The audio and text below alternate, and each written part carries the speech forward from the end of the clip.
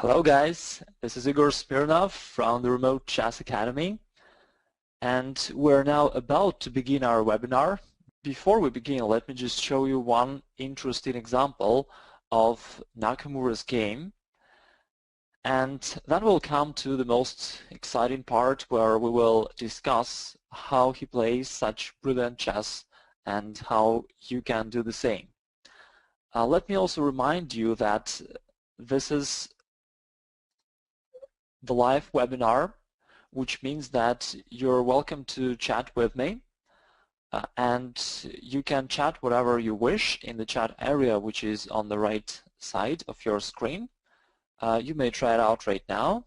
Just type anything like hi or whatever so that you see how it works. And during the webinar, anytime, you're welcome to use this feature.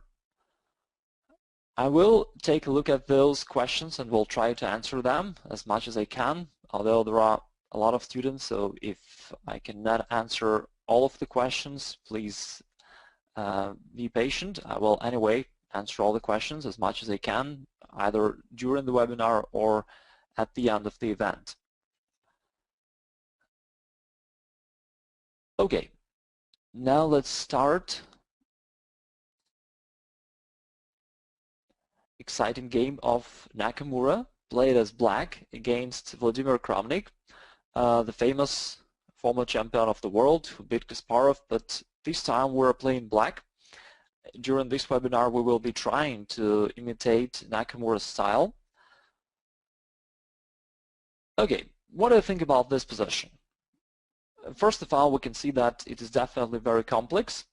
At the moment, white is a piece up. He has the extra bishop.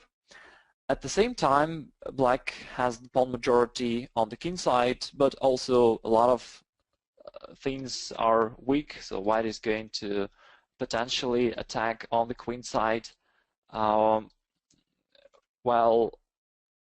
black will try to push the pawns there on the king side. So the position is very unbalanced, and it's very hard to decide what to do. Anyway, it is black's to move, and let's see how black was able to convert this balanced position into a clear advantage for black. So first of all, in this position, black played f3, attacking the white's bishop. This is a very good decision indeed, because black definitely needs to expand and he needs to do something urgent because, again, white is a piece up. White took the pawn on the b6, simultaneously attacking black's rook on a8.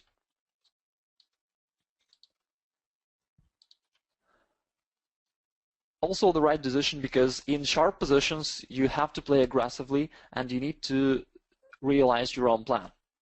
So now it seems like black is in trouble because, okay, black can capture the bishop, but anyway, he doesn't have so many pieces left on the board. So if white captures the rook, black doesn't have many attackers available on the board. So Nakamura played one more interesting move. He pushed g3. The point of this move is that he wants to attack by his every move while keeping his initiative and not losing any time. White took the pawn. By the way, I will not comment on this game too much. So with this first game, I just want you to catch the general Nakamura style of playing.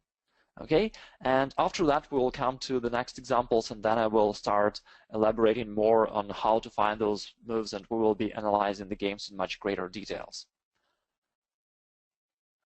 Black played rook f8 check. White's king doesn't have many squares to go to, so he played king e3. Obviously, if white's king would be going to the g file, black would simply capture the g-pawn, continuing his attack. Now black took the pawn on the g5 with check. Now king d3 is forced. You can see that black's attack goes quite smoothly at this point. There black goes bishop b5 check. The king retreats to the c2. And now it looks like black should be capturing the bishop, right? Which was left unprotected. But anyway, since white was a piece up, taking the bishop back would only regain the material balance, and the material balance would be equal. Instead, black found a much more interesting and promising move, rook to f2, because now black is not only going to take the bishop back, but also to hit a lot of white's important pieces along the second rank. The rook is usually very well placed on the second rank, attacking a lot of opponents' pawns on the home rank, but this time white has much more valuable forces there, his king and his queen. Anyway, it's not the end, the game goes on. Kramnik is well known for his defending skills, he's a very solid player. Oh, he just played bishop d2, covering the line, and then after rook takes e2, white protected the bishop with queen to c3. Of course, black made a lot of progress throughout the few last moves, and now black's position is superior, that is for sure. Anyway, the material balance is approximately equal at the moment. Black is only one pawn up, so it's not too big, and black's king is also quite weak. You can see that it doesn't have any pawns covering him. That's why white certainly has some counter chances potentially. He's also ready to start making checks with queen c7 and trying to look for some counterplay on his side. Hence, it's also pretty interesting to see how black realizes his advantage there. Oh, he just pushed pawn to g2, attacking the white's rook, and although white can make one check on the c7, black can easily cover his king. That's not a big problem for black, while the white's bishop is still hanging on the d2. Therefore, man queen c7 check would not give much to white. It is only one check. Instead of that, white removed the rook. He played rook to g1, simply removing the rook from the attack. And now black found one more interesting attacking resource. It seems like most of the black's pieces are already on the very active squares, maybe on their best possible positions. Okay, black can still activate the knight. This is still possible, but if black moves the knight somewhere like to f4, it would close the diagonal for his own queen. So maybe black doesn't want it that much. But black found one extra resource, the pawn on the a4, which still was just a pawn, not doing anything, not really taking part into the attack, but now black simply started to push it forward, taking into account the fact that all of the white's pieces are tied down to the defense. And so it's not so simple for white to stop that pawn, although it's just one little pawn and the black's plan is super simple, just to push it forward and to promote it, but actually white has no convenient way to stop it, because the rook has to look for the g2 pawn, the queen has to protect the bishop on the d2, while the knight on the b6 simply hasn't much squares to go. Anyway, let's see the game till the end. White played king c1, unpinning his bishop and therefore threatening black's queen. Now, most of us would probably either remove the queen or play knight f4 or something like that. Instead of that, Nakamura found the brilliant combination, which finished the game off. You may think about that for a second. Maybe you can spot the tactical motif. And if you can, you're definitely welcome to write it in the comments area on the right side of your screen. So here, instead of moving out the queen from the attack, black has the much more promising option, which wins the game on the spot. It starts from the move rook takes d2. The idea behind this move is still the same. Black wants to keep attacking by his every move, not losing any time for defense or anything else. And now, after white captures with the queen, it deflects the queen from the protection of the squares along the a-file. So now the pawn is ready to go forward. Black just played a2, and interestingly enough, although it's not the end game, but black just promotes his pawn. There is no way for white to stop it. Pretty amusing situation and very interesting finish for the attack against opponent's king. Usually if you seek for the attack, you hope to checkmate the opponent. But this time black started the attack of white's king on the king side, and it ends up with the promotion of his a-pawn on the queen side. quite funny final. Anyway, if we just think what may happen next, if white takes the queen, what else can he do? Black promotes the pawn with the queen, and on the next move, at least black can capture the rook. And as we can see, although the queen is near to the black's king, but all the squares are covered, and so there is nothing white can do. Well, black will very soon promote his g-pawn as well. This is the very impressive win for black, for Nakamura against Vladimir Kramnik, one of the most solid players, who is always playing very well protected positions. He builds up the positions very accurately. He plays the very classical openings. But in this game, Kramnik got the very bad beating.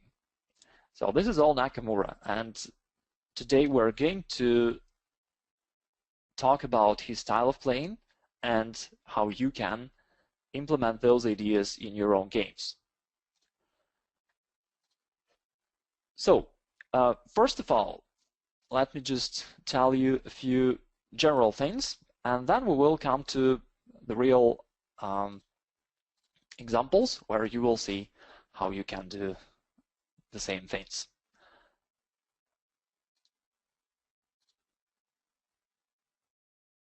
So today our webinar is called Play Like Nakamura, and that is what we will be talking about today, which means that after this webinar you will see how Nakamura is able to find those interesting, unexpected combinations and different tricks. Moreover, he's able to do that not against amateur players, but against the best players in the world. Therefore, you may be sure that it really works. It really works for sure for Nakamura against his esteemed opponents, and it will work for you even better, because your opponents are not such great defenders. What I do like about Nakamura is his style, is that he does it very differently compared to all other players. We know in general that you need to be creative, you need to think different. Even this was even the slogan of Apple company. But we know that it's very hard to do that when it comes to real games, because while studying chess, we all use the same opening knowledge, the same databases of games, we play the same blitz games in the internet, you solve tactical puzzles. Therefore, you do pretty much what all other chess players are doing. And in the end, you're playing in the same style, which is all logical. But Nakamura has his own approach, which is very different from all the other players. And today you will learn how you can do the same. That's very interesting. By the way, if we talk about the Nakamura style, then the one thing that I can tell you, why is he so different? It is because most of the players think of which move is good in the position. And this is what 99% of players are thinking about while playing a game of chess. However, a long time ago, the second world champion Lasker noticed that chess game is not just about variations. You're playing against another person, and this is a battle of two personalities. Therefore, if you can confuse your opponent, if you can undermine his confidence, he will start making mistakes, even in a good position. Therefore, your opponent will lose a game. Lasker was the first guy who noticed this big difference, who shifted this approach from just the chess game to the psychology and to bringing your opponent down. Sometime later, Mikhail Tal also used the same approach very successfully and became the world champion. And these days, Nakamura is doing something similar. He's also confusing his opponents and getting pretty nice victories. Now, the critical point, the real slogan for Nakamura's games is an attempt to make it hard for your opponents. This is the slogan that you need to remember and you need to keep in mind all the time. Although today I will be telling you different ideas, but all of them are within this one concept. So make it hard for your opponent. You see, this shifts the approach from thinking about yourself and thinking about your own plans, motifs, to your opponent, and of thinking how to make it harder for him. Of course, this is a general statement, but throughout the webinar, you will see exactly how you can do this. And now let's just analyze some examples, and you will see how you can do the same. This approach, by the way, works just extremely well in Blitz games, because in Blitz games, your opponents simply have no time to think and to try to find the solutions for the problems that you create for them. So in Blitz games, you can simply crush your opponents, with what Nakamura is doing very successfully in his own games. And of course, it works in standard games just as well. So I will now open the first position, and we will begin our examination.